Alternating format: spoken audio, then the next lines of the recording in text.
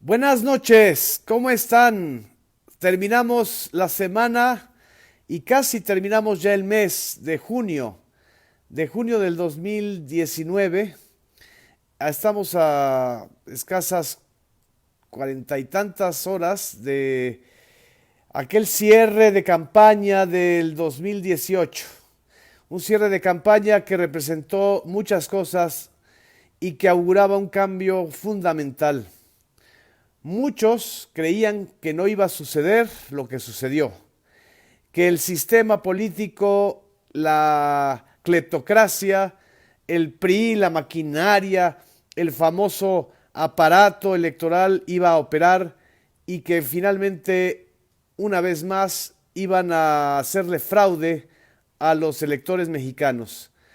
Nosotros dijimos desde este espacio durante casi todo el año del 2018, bueno, la mitad del año del 2018, durante la campaña electoral, que teníamos que confiar en nosotros, que teníamos que confiar en la fuerza de nuestro voto, que teníamos que confiar en que si todos salíamos masivamente a votar, di los datos, si votábamos más del umbral del 50% de electores mexicanos, el triunfo de Andrés Manuel López Obrador en la presidencia de la República y también de la coalición de fuerzas en torno a su candidatura que encabezaba Morena, iba a lograr la mayoría en la Cámara de Diputados, en el Senado, en la Ciudad de México, en varias entidades donde hubo elecciones, y lo logramos. Hace un año apenas. La suerte estaba echada. Vivíamos realmente en el filo de la navaja y creyéndonos pues lo posible o lo imposible. En fin, ¿qué ha sucedido a un año? ¿Cuál es el principal logro de aquella victoria del 1 de julio del 2018, que es una victoria no solamente de este liderazgo político tan arraigado, tan fuerte, tan contundente, tan históricamente único como es el de López Obrador, sino que también es una victoria de los ciudadanos, del pueblo de México? Y por eso estamos aquí en esta grabación, en esta transmisión que quiero compartir en estos días con ustedes para hacer una reflexión muy importante sobre, desde el punto de vista de ustedes, cuál es el logro más importante. Agradezco sus comentarios, agradezco incluso hasta los bots que están aquí participando, estos bots que siempre aparecen porque pues es parte de la nueva realidad de la deliberación en las redes sociales, pero siempre son más los ciudadanos conscientes los que están colaborando de manera pues sensata. Y aquí veo sus saludos, en especial a mi colega, amiga, adorada Jesús Cervantes. Le mando un abrazo y un beso. Le mando también muchos abrazos y saludos a Alejandro Sotram, a Mari Pimentel, a Óscar Valdespino, a Derham. Sí, exactamente, nos vamos a ver en el Zócalo el próximo lunes. A Isabel Aramburu, a Vale Durán, a Dan Aro Valderas, Ariel Martínez, muchas gracias por sus comentarios. A Guillermo Flores, muchas gracias. Son una infinidad de comentarios que me han hecho. Yo hice esta pregunta en la red social para poder tener sus comentarios. Y aquí está la negra Tomasa, que también los va a saludar porque a un año de la victoria ella está feliz, feliz, feliz. Saluda, negrita. También está aquí Anastasia, pero no vamos a desatar la furia de los felinos porque ya tenemos la alegría de los ciudadanos. Hay muchos factores que se pueden mencionar. Voy a hablar de por lo menos, aquí enumeré 18 factores o 18 logros que son los que se han mencionado, los que me han mencionado en las redes sociales y quiero compartirlos con ustedes. Antes de todo, saludos a quienes nos están viendo desde California, como Balbina Gómez, desde Colima también, a Gerardo García desde Monterrey, a Suriel Martínez, muchas gracias, saludos, a Jorge González Durán, muchas gracias, también saludos a Moisés Alarcón, a Aurora Picasso, a César Palma Maya, a muchos de los compañeros, amigos, seguidores que han confiado en el análisis de un servidor que pues ahorita también está de servidor público, pero esto no obsta para que yo comparta con ustedes este análisis. Creo que de manera contundente ganó en la primera posición de comentarios de ustedes el despertar ciudadano. La victoria clara, contundente, legítima. El fin de la política neoliberal, que fue un fin no cruento, no hubo un golpe de Estado, no hubo un magnicidio, no hubo violencia en las calles, no se despertó una guerrilla o un grupo armado clandestino, fue un despertar ciudadano absolutamente pacífico en las urnas, en las calles, en los sitios más inesperados, en donde ya la esperanza no estaba puesta en ninguna parte del sistema político, ahí volvió la esperanza y creo que esto no es poco. Un amigo me hizo esta reflexión, Raúl Andrade, hizo la política cada vez más pública. ¿Qué quiere decir esto? Que la política ya no es un asunto solamente de los miembros de la élite o de la llamada clase política, ya es un asunto de todos nosotros y el evidente éxito de las conferencias matutinas de López Obrador, de las mañaneras, que marca la agenda del país, que marca incluso la opinión pública en las redes sociales, es quizá la muestra más clara de este logro. El segundo gran logro que me mencionaron y que creo que es de manera contundente uno de los más señalados es la lucha contra la corrupción. Es lenta pero segura y en la lucha contra la corrupción lo que hemos estado viendo es sobre todo el combate al huachicol en Pemex, la reducción de sueldos, la austeridad republicana, la persistencia de una convicción de que hay que acabar la idea de que el gobierno es un botín. Otros, por supuesto, me han dicho y han comentado, y no lo paran de decir, no han metido a nadie a la cárcel, a ningún pez gordo, hay un pacto de impunidad, en fin, lo que tenemos que tener claro es que si estamos en una etapa nueva, los grandes golpes o los golpes espectaculares que dio el PRI o que en algunos momentos daba el PAN o dio el PAN para justificar la corrupción propia, señalando como ladrones a los otros, simple y sencillamente eran avisos de ocasión, llamaradas de petate o finalmente aquellos golpes espectaculares como los que dio Carlos Salinas de Gortari, que inició su sexenio metiendo a la cárcel a la Quina, metiendo a la cárcel al líder del CENTE en aquel momento, Carlos Longitud Barrios, y a final de cuentas derivó en fenómenos de corrupción igual o peores, como Carlos Romero de Champs, que es quizá el emblema más fuerte de la corrupción en Pemex, en el sindicato de Pemex, o el Bester Gordillo, que con todo y después de ser liberada de la prisión, no deja de ser a la opinión, o entre la opinión pública mayoritaria, un emblema de la corrupción en el sindicato magisterial. En fin, las venganzas intra o entre sexenios no han beneficiado más que a los nuevos corruptos que sustituyen a los antiguos. Aquí de lo que se trata es de acabar con el cáncer de la corrupción que está hasta la médula del sistema político y por supuesto llevará tiempo. El tercer eje que me han mencionado y mucho es el rescate de Pemex.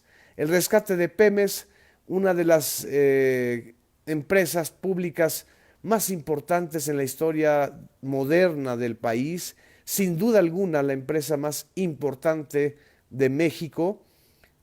Para que tengan ustedes una idea, la empresa más grande del país privada es América Móvil, que controla Telmex, Telcel, Claro Video, Infinitum y otra serie de empresas de telecomunicaciones. Bueno, y su accionista mayoritario es uno de los hombres más ricos del mundo. Bueno, Pemex es 10 veces más grande que América Móvil. La economía que mueve Pemex para el país es impresionante. Dependemos de una enorme cantidad de recursos fiscales que se generan por la venta del petróleo, y eso, a pesar de todo eso, a pesar incluso de que es una dependencia no sana, los neoliberales quisieron desmantelar a Pemex durante los últimos 40 años, desde la llegada de Miguel de la Madrid, sobre todo con el gobierno de Carlos Salinas de Gortari, ni qué decir con Ernesto Zedillo y mucho menos con Vicente Fox, con Felipe Calderón, que impulsó una reforma energética para hallar ahí en el fondo del mar el tesorito, pero dándole concesiones a empresas extranjeras. Y ya ni hablamos de la contrarreforma petrolera o energética de Enrique Peña Nieto. El rescate de Pemex es el rescate de un proyecto nacional, de una dignidad. Por supuesto que hay que hacer un proyecto de energías alternativas, renovables, de no contaminantes, pero en estos momentos, y eso creo que es lo fundamental, no podemos dejar que se caiga Pemex, porque se cae con Pemex se cae la economía del país. Y tan es así que los datos internacionales de los precios, del precio internacional del petróleo, nos habla de que está en un momento muy importante. El precio del petróleo está a 61.08 dólares por barril, un incremento de 36.67% en comparación con el año anterior y por supuesto con el cierre del sexenio anterior. Recordemos que también la trampa de los precios internacionales del petróleo llevó a muchos, como a López Portillo e incluso a Enrique Peña Nieto, a derrumbar las expectativas de su sexenio.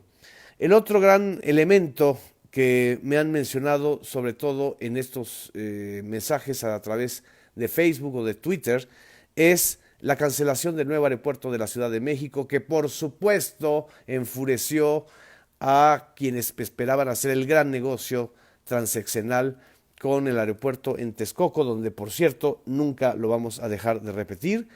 Hubo un lago donde por cierto hay terreno fangoso, donde por cierto hicieron un negocio escandaloso comprando barato a los dueños originales de la tierra de Texcoco y de los municipios aledaños, y una especulación del precio inmobiliario que quizá era y seguirá siendo el gran negocio en torno a este proyecto que se canceló, y que se canceló aún con la protesta de los sectores más de derecha, de los sectores empresariales, de los sectores más rudos, que no han dejado de expresarse, que tienen toda la libertad además para expresarse en los medios electrónicos, en los medios impresos, en las redes sociales.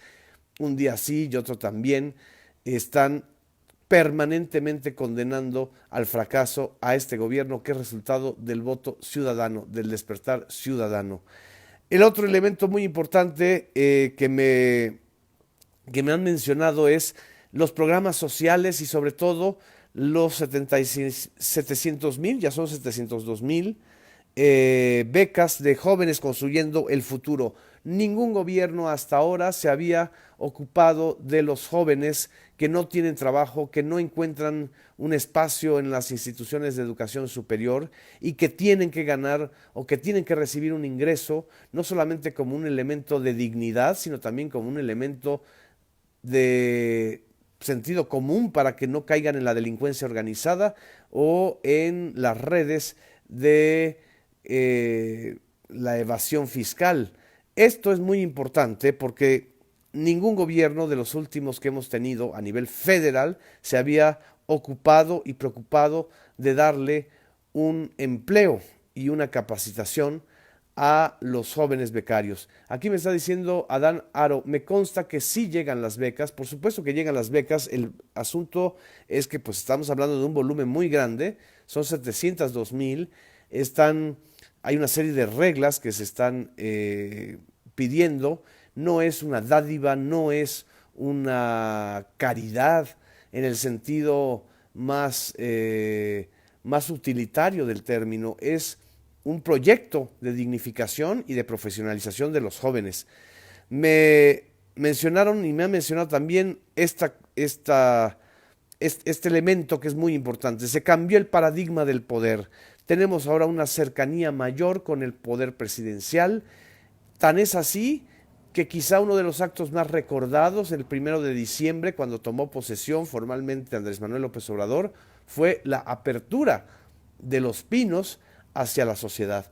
Lo que fue el emblema presidencialista por excelencia, el emblema de los excesos, de la corrupción, de lo inamovible que era Los Pinos, ya cambió este paradigma. En Palacio Nacional, yo les puedo decir que por mis funciones he tenido que ir varias veces a Palacio Nacional y me impresiona, por ejemplo, el día de ayer en la mañana, cómo estaban los banqueros más poderosos de México y a nivel internacional haciendo fila en la explanada del Zócalo para entrar por la Puerta Mariana. Al lado estaban eh, ciudadanos mexicanos muy precarizados protestando por una serie de recortes de servicios y de trabajo y también demandando audiencia. Este es el rostro de un México que durante muchos años no queríamos ver, un México polarizado entre las élites y entre una gran masa precarizada y necesitada de lo más elemental que es la atención. Estamos también hablando de otros elementos importantes como la creación de la Guardia Nacional, que salió por consenso de todas las fuerzas políticas, que será un elemento de cambio muy importante en la política contra la inseguridad y a favor de la seguridad de los ciudadanos. Se detuvo el incremento de las gasolinas, se terminó, la condonación de impuestos y por supuesto a nivel económico esto no lo dicen y no lo cacarean ni siquiera los propios simpatizantes de López Obrador ni los que somos integrantes de algún cargo, pero esto es importantísimo señalarlo. El salario de los mexicanos recuperó poder adquisitivo después de 42 años de continuo decremento, de continua precarización del salario, de un castigo terrible al ingreso elemental de los mexicanos. Eso, por supuesto, no lo dicen los comentaristas de las estaciones de radio y televisión privadas, que un día sí y otro también están duro y dale en contra del gobierno porque no les están dando el dinero, las carretadas de dinero que les dieron durante los últimos años, porque lo único que hizo el gobierno de Peña Nieto, sobre todo, fue corromper la comunicación pública, la corrompió con dinero público y buena parte de la corrupción de la comunicación política persiste en los medios de comunicación. Y por supuesto, no mencionan este tipo de logros que son tan cercanos a los ciudadanos. Y bueno, hasta la Bolsa Mexicana de Valores el día de hoy cerró con un incremento de 3.65% en relación con hace un año. El peso mexicano cerró a 19.50 pesos por dólar, que son 45 centavos menos de lo que se cotizaba hace un año en vísperas de la victoria de López Obrador y de la victoria de todos los ciudadanos que votamos y que apostamos por un cambio. Aquí estoy viendo algunos otros comentarios más. Lo único que me queda también señalar es este fragmento de un video que está ahorita circulando en Twitter, que fue grabado por nuestro amigo y colega Epigmenio Ibarra, que recuerda justamente en el momento en que Andrés Manuel López Obrador, después de su toma de posesión el 1 de diciembre, estaba entrando a Palacio Nacional y esto fue lo que dijo Andrés Manuel López Obrador ante la pregunta de Epigmenio Ibarra. Escuchémoslo porque eso va a ser un recordatorio para todos nosotros. Presidente, ¿te acuerdas lo que te dije? Sí, así Hace un año, presidente. Hace un año. Sí. Era allá a Palenque, que ahora ya no lo puedo decir. Allá a La Quinta, a Palenque o a Palacio. El pueblo de México quiso que fuese aquí, a Palacio. Aquí voy a entrar, a Palacio, porque así lo decidió el pueblo. Y yo no le voy a fallar al pueblo de México. Voy a estar a la altura de este gran pueblo, el pueblo mexicano. Qué emoción, presidente, entrar después de tantos años de lucha. Es la lucha de mucha gente, de dirigentes sociales, políticos, muchos ya fallecidos y muchos otros que siguen luchando. Dirigentes y pueblo raso, campesinos, obreros, estudiantes, maestros, integrantes de todas las clases sociales que han luchado en México por la verdadera democracia y por la justicia. Por eso me da mucho gusto entrar a este Palacio del Pueblo de México. Aquí voy a despachar todos los días. Se acaba ya la mala costumbre de despachar en Los Pinos. Yo voy. Y vaya que lo ha cumplido. Estamos escuchando, esto fue hace 6 meses, en diciembre del 2018, pero ha sido como un año de gobierno, porque desde el día siguiente de la victoria electoral del 1 de julio, López Obrador no ha dejado de trabajar, no ha parado. Buena parte de su equipo, de los mejores hombres que hay en México, no han dejado de trabajar, hombres y mujeres, por cierto, eso también hay que subrayarlo. Es uno de los gabinetes con mayor presencia femenina en cargos de primer nivel, como es la secretaria de Gobernación, la secretaria de Bienestar, como son muchos de las funcionarias de varios niveles intermedios. Está la secretaria de Función Pública, Irmeréndira Sandoval, una espléndida secretaria de la Función Pública. Está también la oficial mayor de la Secretaría de Hacienda, Raquel Buenrostro, quizá uno de los personajes que ya en estas acciones de gobierno ha sido una revelación, sobre todo ahorita en la compra consolidada de medicamentos para la atención de los enfermos o pacientes que viven con VIH, y que ha representado un ahorro sustancial para los mexicanos. Y como, bueno, la directora de CONACYT, una de las investigadoras más reconocidas a nivel mundial, que es exactamente lo contrario, María Elena Álvarez Bullá, a la línea de la ciencia para el neoliberalismo o para el mercado. En fin, podría yo estar bastante tiempo más con ustedes, no quiero quitarles mucho tiempo, ya es la medianoche de este viernes, pero espero que si lo escuchan este sábado o este domingo lo compartan. Estos son los logros más importantes que ustedes mismos han señalado y que yo he reflexionado con ustedes. Vamos a hacer otro comentario, otro videoanálisis el día del domingo, ya no solo sobre los logros, sobre los desafíos, sobre los errores, sobre lo que falta, en fin, y espero también contar con su colaboración, con su presencia. Muchas gracias. Esta es la información, compártanla, no caigan en la histeria de los comentócratas y de la corrupción de la comunicación informativa o pública, que desgraciadamente todavía perdura y es mayoritaria en los medios privados. Hay excepciones notables, por supuesto, pero por favor reflexionemos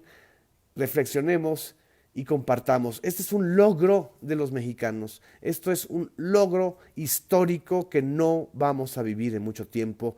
No podemos caer en la desesperanza, en la desconfianza y mucho menos en el odio. Buenas noches, nos vemos. Gracias.